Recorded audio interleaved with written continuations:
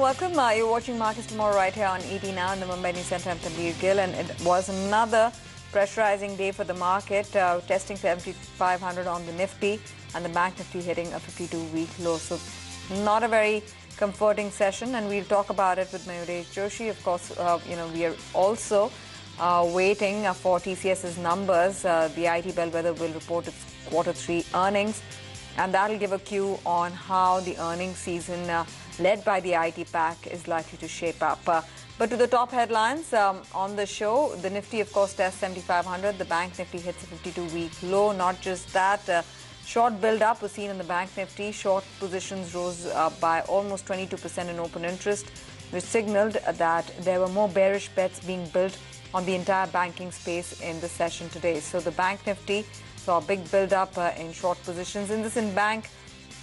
And the Q3 numbers were in line with the estimates, healthy net interest margins, but slight bump up in NPAs. Higher NPAs for the quarter grew by about 13% quarter on quarter, raised some red flags on the bank's earnings, which is why the stock fell in the session, almost close to 2%.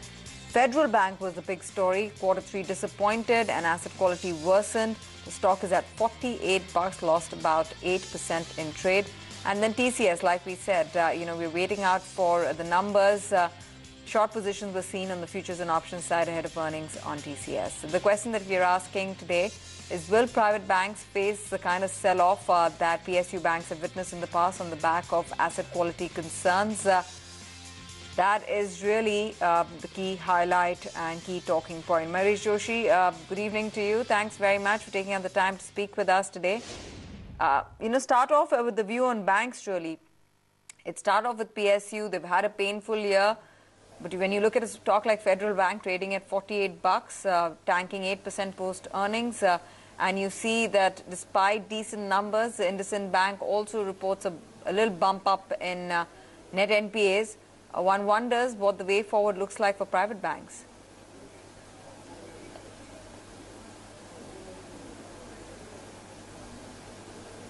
Good evening, Tanveer. I think clearly if you're talking about the trajectory that the banking space is undergoing at this point of time, the asset quality pressures might continue for a quarter or two, at least for the private space. I think the public sector enterprises is where the cleaning up might happen in a more conscious manner over the next few quarters. And looking at the restructured pipeline and the kind of exposure that they've got to stressed out sectors like metals, real estate, gems and jewelry, steel, clearly, I think that is going to take a toll in terms of how the restructured pipeline might look. Having said that, I think the private banks have also largely underperformed. And in our opinion, I think the cleaning of balance sheets, even on that front, wherever the exposure is there, towards the corporate sector and specifically towards the SME metal sector, I think you are going to see some amount of issues, at least for the next two quarters. However, I think in terms of balance sheet growth, in terms of balance sheet size, in terms of capital adequacy, they still stand out compared to the public sector counterparts. So clearly, I think the banks have underperformed, but to a large extent over the next 2 years, the earnings, at least for the private space, should resume over the next two quarters. And that is where we probably remain optimistic about. Okay, and as we speak, Cognizant's earnings are flashing on the screen.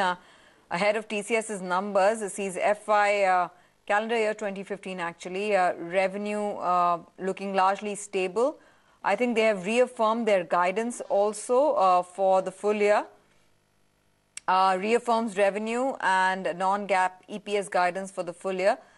In an environment where you've seen guidance being upped by Cognizant, I think 2 quarters back, them saying that they are perhaps going to be looking at keeping their guidance status quo is also not a bad signal. They're not cutting guidance, and that may bring about a ray of hope for the industry. Their FY 2015 revenues are seen at about $12.5 billion. All in all, I mean, given that the industry world over, the IT sector takes its cues from Cognizant in what they say or do in terms of their forward-looking guidance, reaffirming guidance will be seen more as a positive than a negative, Mayuresh?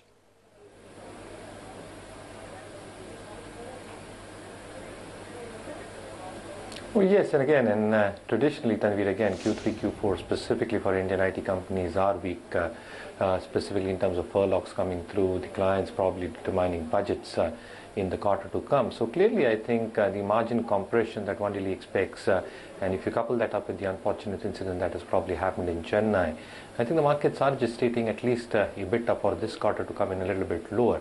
Having said that, probably if you look forward to FY17 and in constant currency terms, our own take is that the top tier companies should present a reasonable growth, a little bit ahead of NASSCOM estimates. The kind of client mining activities that have probably been undertaken by these companies, utilization levels inching up selectively for a few companies, are all pointing in the direction that there is stability expected to come through for a lot of IT companies. Having said that, probably I think the exposure towards energy, telecom will keep these companies' earnings in a little bit of a softness, at least FY16 is concerned. However, I think over the next few quarters, once things start improving on these verticals, you'll probably see earnings upgrades come through. So I think we remain optimistic selectively on IT companies as a whole. You're optimistic on TCS ahead of numbers. They don't really give out guidance, but do you expect, an optimistic commentary outlook?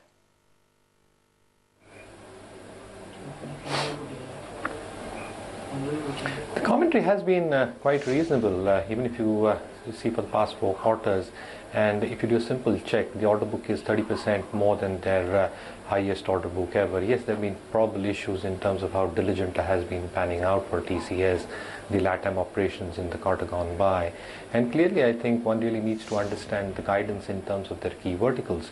So BFSI, retail, digital, what the management commentary is all about on these 3 key verticals is going to be a very key important aspect in terms of how earnings will pan out. Having said that, probably for this quarter, again, we are expecting a very tepid growth probably to come through both in dollar and rupee terms. And clearly you will see a bit compression happening. As I said, Chennai is a contributing factor. 22% of their headcount probably works out of Chennai. You're going to see a big amount of compression happening there because of the unfortunate incidents. But if you read that apart, I think the order book is growing at a very decent pace, and even the derating in terms of TCS premium valuation to Infosys, I think that has narrowed down significantly. So yes, I think we remain optimistic on TCS. Numbers largely to a certain extent are just stating a soft set. And what would that do in terms of the stock price? Because, TCS in terms of forward earnings is trading pretty much neck to neck with Infosys, and there is a discount coming on Wipro, HCL Tech and Tech Mahindra.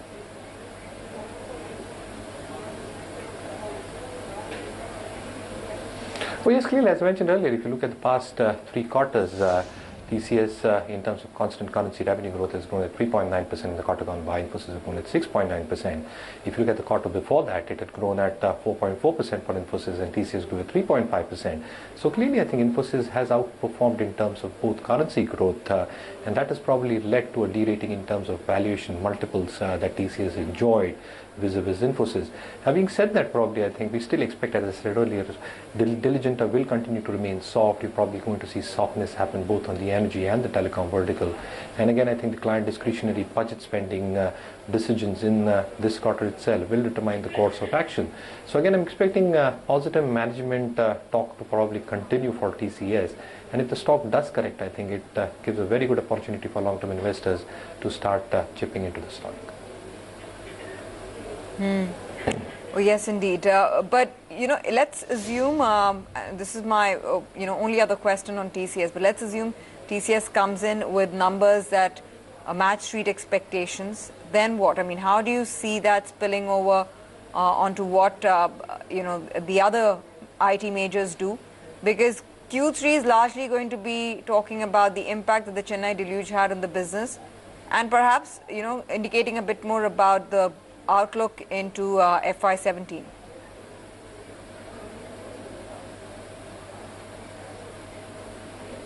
So clearly, as I said earlier as well, I think the market will largely ignore the aspect related to Chennai and what would probably happen on the margins, and they would like to look at a very broader perspective that the management commentaries are meted out. Having said that, probably I think a lot of the tier tier 1 companies, the top tier companies, would give a reasonable amount of guidance, and we would be able to meet the guidance that had been set out at the beginning of the year.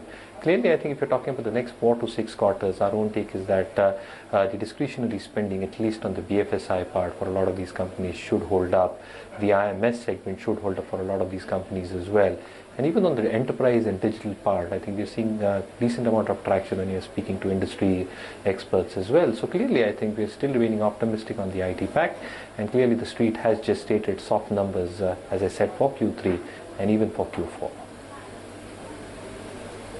Okay. We'll have to wait and watch as to how those numbers pan out when the numbers actually hit the screen at 5 o'clock, about 20 minutes from now.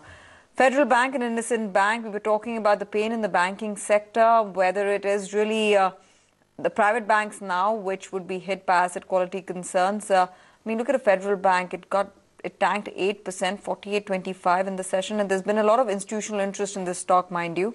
On the other hand, a large private bank like IndusInd Bank, the numbers were okay, but that little bump up in the NPA, overall NPA numbers, I think 13% higher quarter on quarter. Poonam, didn't augur well.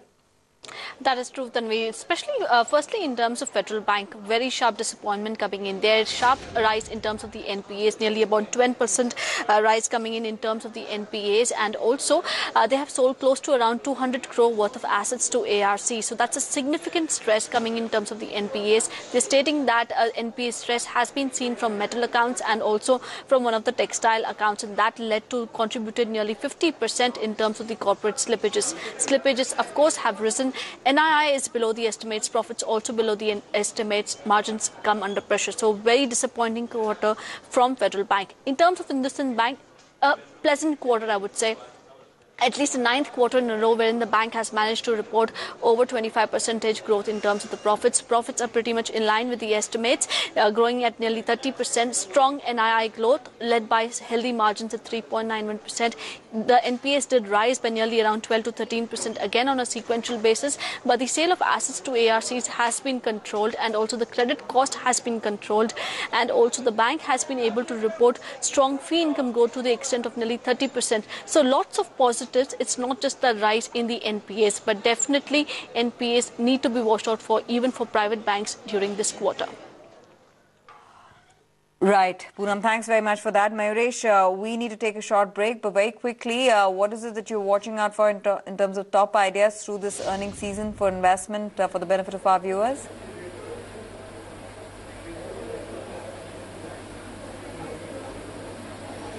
So again, I think we do expect weak earnings to probably pan across sectors, and there'll be a few bright spots within these sectors. Having said that, probably, as I mentioned earlier as well, a lot of the larger private sector banks might be cleaning up their act as well in terms of how asset quality pressures are expected to pan out, but we expect that to peak off in this quarter and the next.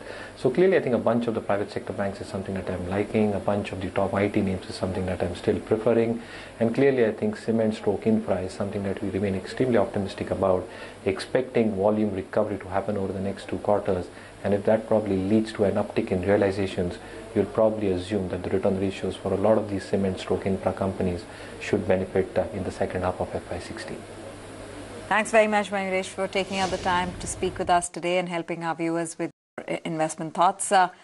We take a break then. When we come back, focus on the crude reality with Manisha and hot commodities.